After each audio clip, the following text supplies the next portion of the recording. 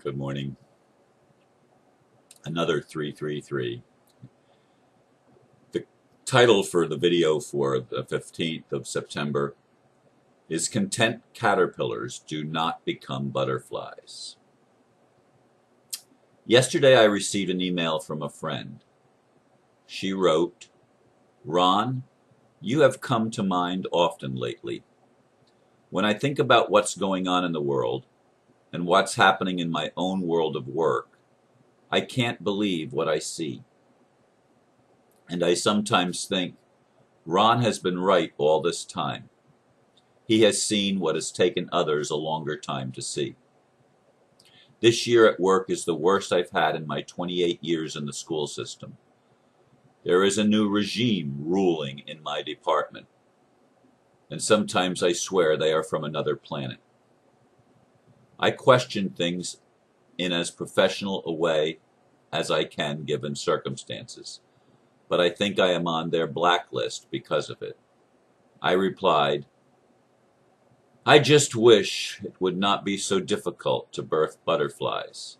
It's hard when people are content being caterpillars."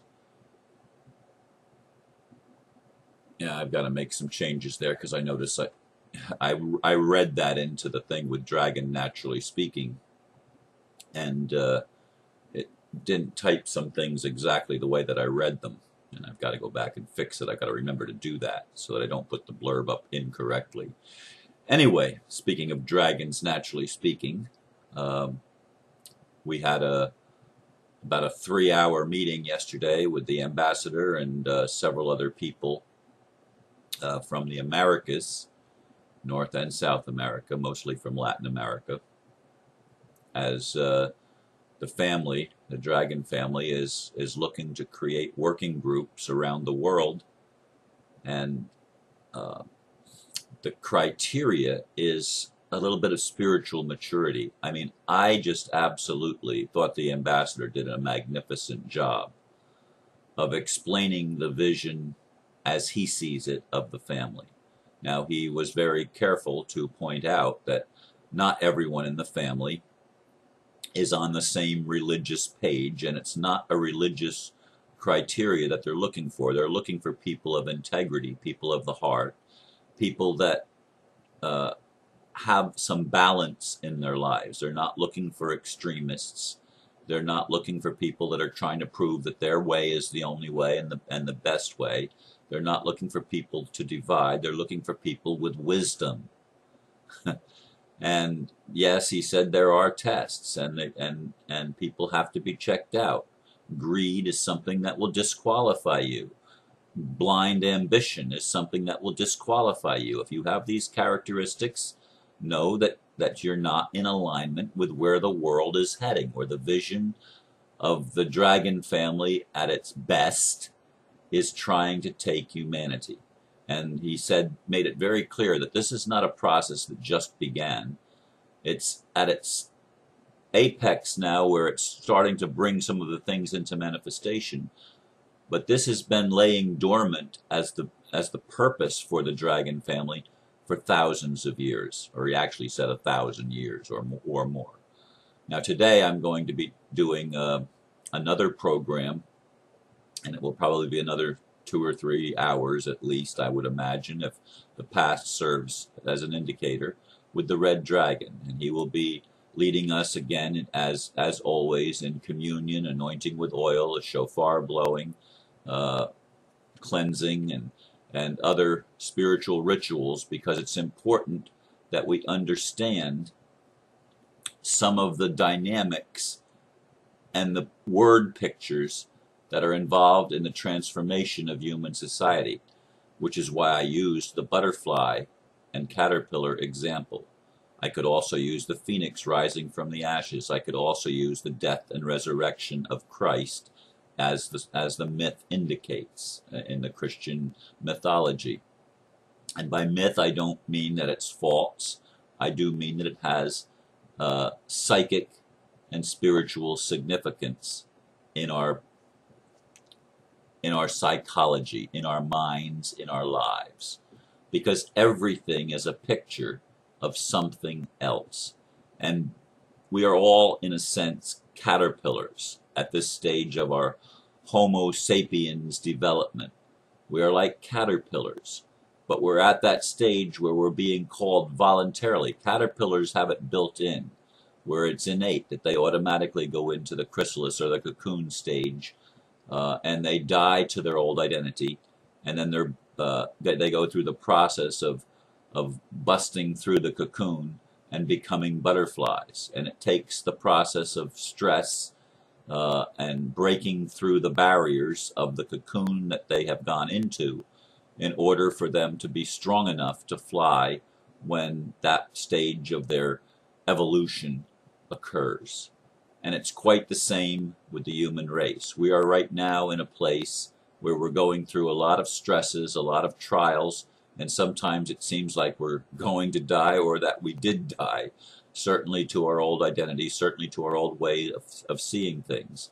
And this is part of the spiritual process. I've had to do it myself, and perhaps the cocoon is the struggle that I've had all these years to keep my home, the struggle that I've had to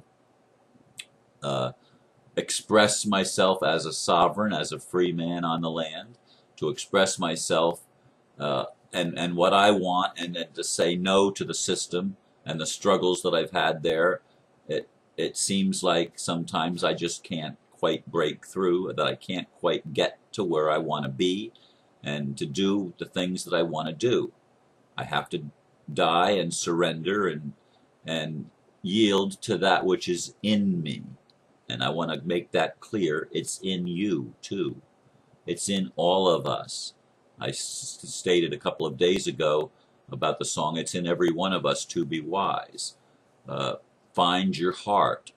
Open up both your eyes. I didn't say that latter part of the lyrics of that song, but those are lyrics that we sing, and that's one of the songs that's played in the Love Line. It's in every one of us to be wise. Find your heart. Open up both your eyes. And more importantly, open up this eye, the third eye, the pineal gland. Ask for help if you can't do it. Ask for guidance if you don't know the way. You know, Spirit is giving us an outpouring of grace, and the ambassador pointed that out yesterday. We are being given lots of grace to work through this because, yes, we've been programmed to be caterpillars. We've been programmed to walk on the ground, not soar in our spirits. We've been programmed to be part of the matrix. We've been programmed to be part of the 666 system that doesn't allow us to be free. The system of tyranny, the system of human slavery, the system of coercion, the system of manipulation of events, the system of lies, the system of control, the system that destroys life instead of building on life. It's a crazy world. My friend is right. She's been 28 years in the school system, and she's finally seeing that they're nuts. They're absolutely nuts. Now, I don't know the specifics of what she's pointing out. I suggested that she and I get together to have a conversation. But it warms my heart greatly to see somebody that's in my spiritual community, which, if you've remembered other videos that I've done, I've commented that so few people in the spiritual community understand and get what I get. They don't see what I see, but she acknowledged it. And you don't know how much that means to me to have somebody in my own community acknowledging that they're finally seeing what I've been trying to tell people for a long, long time, since 2001 at least, since 9/11 at least. I've been trying to tell people that the world is not what it appears to be, that our government is not what it claims to be. In fact, it's a corporation. It's a privately owned corporation. It's a corporation run by psychopaths, by sociopaths, by people who do not have the best interest of life at heart. Not just humanity, but life itself. They're willing to destroy the planet to... Why? I mean, don't they realize that their own children and grandchildren are going to have to live on this planet? Don't they realize? Don't they have any common sense at all? Actually, it doesn't appear that they do. But there's a whole lot of people, good people on this planet that are just simply asleep, content in their caterpillarness, content to be the slaves because they don't know any better, content to do what they're told because they don't want to question, they don't want to rock the boat, they don't want to step outside the comfort zone. They want to stay in the nice little box and watch their TVs and their do their computer games and stuff like that, and just go through the motions of following the sports and following all the entertaining activities that have been provided in the Matrix to keep people lulled in their sleep, in their caterpillar state, because these crazy people that run the world don't want us to become butterflies. They don't want us to rise above the morass that has been created called the Matrix. They don't want us to get out of the Matrix. They want to keep us enslaved. Why? Because they're enslaved. And they're content caterpillars as well. Oh, but as they try to generate fear to keep us in bondage, they themselves are terrified that because so many of us are waking up and don't think they don't know it, don't think they're not aware of what's going on in the world. The ambassador encouraged those that were on the call yesterday to pray for each other. And I'm going to do the exact same thing. Pray for all the people that you know and the ones that you don't know that are struggling on behalf of humanity to bring forth the new world, the world that works for everybody. And yes, it's a new world order. We do not want the old world order to continue. If we have any knowledge at all, any common sense at all, we recognize that the old world order has been one of deception, has been one of corruption, has been one of control. And we need to become free. We need to be able to develop our wings and learn how to fly. And so we need to pray for those that are on the forefront of this battle. We need to hold them up. We need to stand with them in whatever way we can and give them the support in whatever way that we're led to give support. And there are many ways to support people. Sometimes it's just praying for them. Sometimes it's just acknowledging them and saying thank you. Sometimes it might be to help them by being there for them when they're in times of trial. Sometimes it might be giving a gift of some sort or another, like my friend sent me a little bottle of lavender essential oil, which is much appreciated. And other friends have sent me books, although I don't always have time to read them.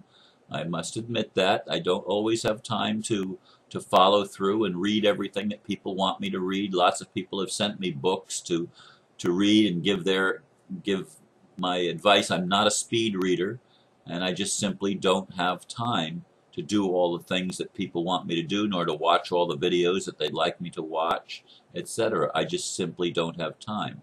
But in any case, people do send me little gifts here and there. In fact, I've had people send me some candles at times, and people have sent me homemade soap and stuff like that.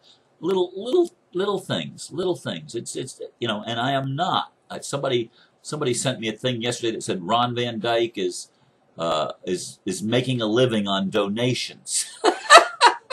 I got a really good kick out of that. Like there are months that I go 6 months, 8 months, and I might get $200 or $300 in donations total. And in months, in a half a year or more. I mean, it's not like I make money on donations, and those donations are for the calendar that I've been doing as a public service since 1998. Yes, you heard me correctly. 1998, I've been doing public service, community service, free, putting no price tag on it. Yes, there's a donation button on there, and some people donate. Most never do. Most never will. And that's okay. I do not solicit donations unless I'm in a real desperate situation. Then I might ask for help, but I'm not going to turn my videos into asking for help. And I bet you there aren't 10 videos out of the 1,000, almost 1,400 videos that I've done. I bet you there aren't more than 10 at the most where I've even mentioned uh, needing help financially. So this idea that I'm earning my living off of donations from people is ridiculous. I do not do that. I will not do that. I pledged myself a long time ago that I would not pursue money, and I don't. I don't put a price tag on what I do. Uh, in any case, I want to encourage you to pray for others that are in the forefront, the ones that are carrying the weight of the whole world on their shoulders, as I am and as others are.